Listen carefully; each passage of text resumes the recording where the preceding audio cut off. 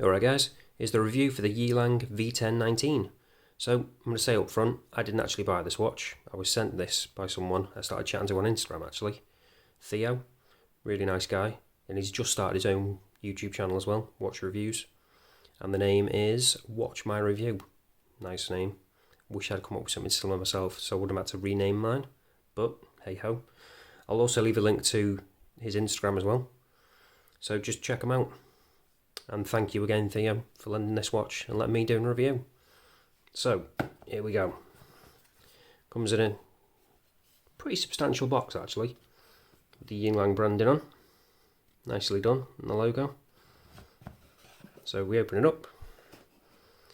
And we've actually got, if I can get it out, a Yelang tag, which is a nice touch. And then we've got the usual instruction manual. Not going to go into detail on that.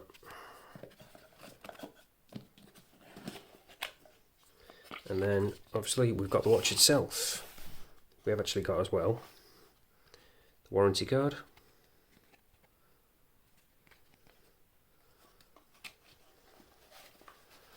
But this is what we're interested in. We're not going to mess around with any of that stuff. So, here's the watch itself. So it is a little bit special, this one. Something a little bit different. You're probably wondering what makes this different. I'll give you a quick hint before we get into it properly. We'll just zoom in on the dial. If you can see that down at the 4 o'clock, got the H3 and that radioactive symbol. That's because this has actually got tritium tubes on it. So we don't have a traditional lume on this. We've actually got the tritium. But I'll go into more detail on that when we get to the lume shot later on. So while we're zoomed in, the rest of the dial, other than those tritium tubes, everything is printed, nothing applied. So we've got the Yelang branding at the top, we've got the logo and also the name underneath. Don't really know why they've got both, to be honest, because if you can actually see, it says the Yelang in the logo as well, so you don't really need both. So personally, I'd prefer it if they just got rid of the branding and just kept the logo, or vice versa. And then underneath, above the 6, we've got the T100, which is the level of tritium, but I'll go into more detail, like I say, in a bit. And then the 330 feet, so that's 100 meters water resistant. So you can probably also see as well, we have actually got tritium on the hands as well. The tubes are actually integrated into the hands, so you don't need to worry about that. As for the rest of the watch, we've got 316L stainless steel, as you'd expect, throughout. We've actually got quite a nice sign crown as well. In fact, I'll zoom in on that. Again with the logo on. Nice touch. The bracelet on this though isn't brilliant. You can probably hear straight away it's a little bit rattly and also slightly squeaky as well. And that isn't just from this press clasp, which is a little negative. Milled's always better. But the main issue I've noticed is these end links. They are solid, but they just don't seem to fit very well. They're quite loose.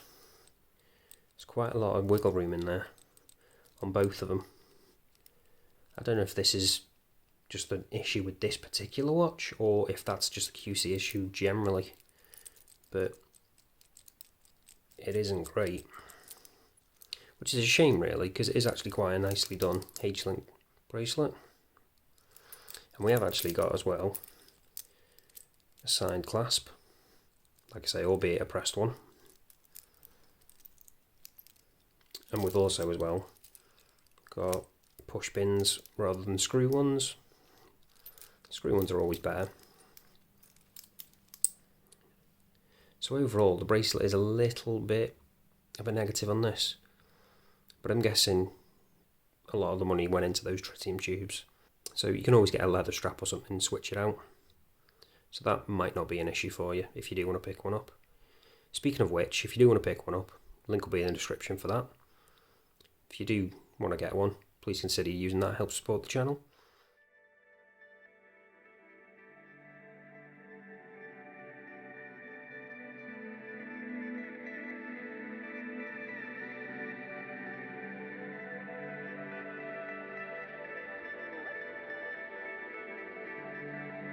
So as for the bezel, got a nice clicky action on there. It's not the easiest to grip though, because we haven't really got a coin edge or anything. It's just these little grooved bits, which are slightly slippy. And also, you can probably also tell, there's quite a bit of bounce back with that. It's certainly not rock solid, which again is another slight negative, unfortunately. It does line up though, which is good. So let's get on to the dimensions. And this isn't a small watch. We have actually got pretty large dimensions here. So we've got about 13.5mm thick. Then we've got a diameter of about 43.5. We've got a lug width 22 and a lug to lug of 53.5. So like I say, not the slimmest of dimensions. Definitely not going to be a discreet watch, but I guess that kind of goes with the styling, to be honest. It's a chunky kind of watch, more rugged looking. So let's see if we've got sapphire crystal on this. Using the trusty Diamond Selector 2.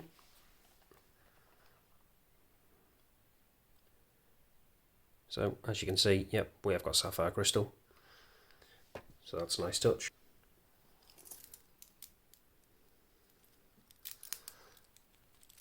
So flicking the watch around, we have actually got display case back on this. So we've got the NH36 in this, and then we've got the 100 meter water resistance around the outside, stainless steel, automatic, and then this bit at the top. I wasn't sure what this actually was. The MB Microtech H3. Turns out they're the company that actually make the tritium tubes in this. They're actually a Swiss company as well. We'll get into that in a minute. Just quickly go over the movement. Like I say, NH36. So we've got a screw down crown on this. Pull it out once. Actually pull it out twice. Change the time, obviously. Like you can see, second hand stopped, so we've got hacking. Now the hands that are out of the way, just push it back in quickly. Pop it out once. Change the day. Turn it the other way. Change the date.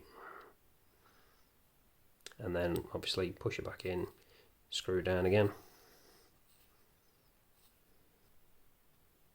So with these tritium tubes, they're actually trihydrogen, hence the H3 on the dial. So apparently they last up to 25 years before they start significantly fading. So if you pick up this watch, you don't need to worry about that. And with it being tritium, unlike lume, it actually lasts, or well, doesn't last all day. It's 24/7. They're always on. Just in the day you can't see them. Obviously at night they show up. So let's see what it's like in action. So I'm not sure if this is coming up on camera properly. If it isn't, when I'm going through and editing it, I'll leave a picture instead so you can see what it's like. Because I don't think this is coming up properly on camera. It isn't, well, it doesn't look like this because this just looks a bit odd, to be fair. But needless to say, it does the job. You can see it, it's not super bright, but it's bright enough. With it being tritium, it obviously is on 24/7. You don't need to worry about it running out or fading. It's always there when you need it. So all that's left to do now is show it your own wrist. So this is what it looks like on my 7-inch wrist. Like I say, it's not a small watch by any means. It's rather large. If you've got anything smaller than a 7-inch wrist, it's probably going to be too big, because I think it's bordering on too big for mine, to be honest. But if you're a bigger guy and you want a bigger watch, then this isn't... If you want a tritium watch, this isn't bad. As long as you don't mind changing out the bracelet, because the bracelet isn't fantastic. The rest of the watch is pretty good. The bezel's not brilliant. A little bit of bounce back, but if you're not really using it too much, it's not really a deal breaker, I don't think. But it's just all about that tritium, really. And it's got a solid movement, reliable, you don't need to worry about that. So that's pretty much it, guys. thanks again to Theo for lending me this, let me do a review, and don't forget to support his channel as well, link in the description. So that's it guys, thanks for watching, and I'll see you in the next one. And then actually swish.